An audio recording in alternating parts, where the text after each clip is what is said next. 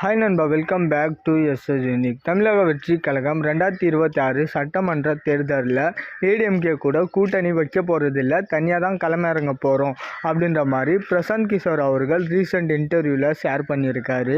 அதாவது நாங்கள் தனியாக தான் நிற்க போகிறோம், கூட்டணிலாம் எதுவுமே இல்லை. தமிழக வெற்றி கழகம் தனியாக நின்னா ஜெயிக்கிறதுக்கு சான்ஸ் இருக்கா அப்படின்னு கேட்டதுக்கு கண்டிப்பாக சான்ஸ் இருக்கு. 118 தொகுதி ஜெயிக்கணுமே அப்படின்னு கேட்டதுக்கு கண்டிப்பாக முடியும். இந்த வீடியோவை நீங்கள் எடுத்து வச்சுக்கிட்டு எலெக்ஷன் ரிசல்ட் வந்ததுக்கு அப்புறமா திரும்பவும் இந்த வீடியோவை ஷேர் பண்ணுங்க அப்படின்ற மாதிரி பிரசாந்த் கிஷோர் அவர்கள் பயங்கர கான்பிடென்ட்டா சொல்லியிருக்காரு.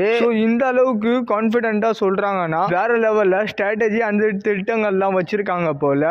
அண்ட் இப்போ தமிழக வெற்றி கழகத்தோட மைண்ட் செட் எந்த மாதிரி இருந்தாலும் எலெக்ஷன் டைம்ல கூட்டணி வைக்கிறதுக்கான வாய்ப்புகள் இருக்கு. பட் ஒரு விஷயம் மட்டும் உறுதி, முதலமைச்சர் சீட்டை எடப்பாடிக்கு விட்டு கொடுத்துட்டு தமிழக வெற்றி கழகம் கூட்டணி வைக்காது. ஏன்னா எடப்பாடி முதலமைச்சரா ஆகுறதுக்காக தளபதி கட்சி ஆரம்பிக்கல. அண்ட் தமிழக வெற்றி கழகம் தான் ஓரளவுக்கு அப்பர் ஹேண்டில் இருக்காங்க.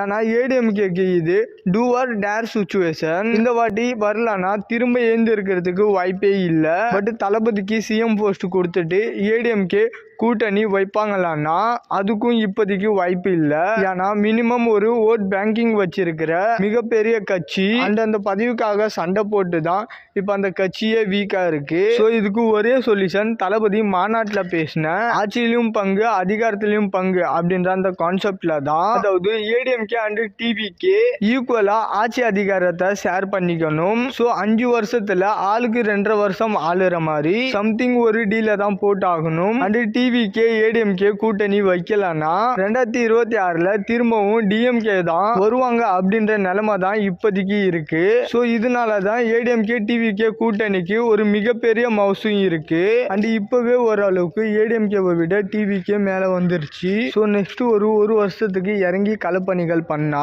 தமிழக வெற்றி கழகம் ஏடிஎம்கே கட்சியை விட ஒரு மிகப்பெரிய இடத்துல இருக்கும். ஸோ ஏடிஎம்கே தான் எப்படியும் இறங்கி போய் ஆகணும், அவங்களுக்கு வேற ஆப்ஷனே இல்லை. ஏன்னா சில மாதங்களுக்கு முன்னாடி கூட தளபதி போயிட்டு ஏடிஎம்கே கூட கூட்டணி வைக்கிறது நல்லது அப்படின்னு தான் நமக்கே தோணுச்சு. பட் அதுக்குள்ளேயே நம்மளோட பெர்செப்ஷன் மாறிடுச்சு. இப்ப ஏடிஎம்கே தான் இறங்கி வந்து கூட்டணி வைக்க வேண்டிய நிலைமை.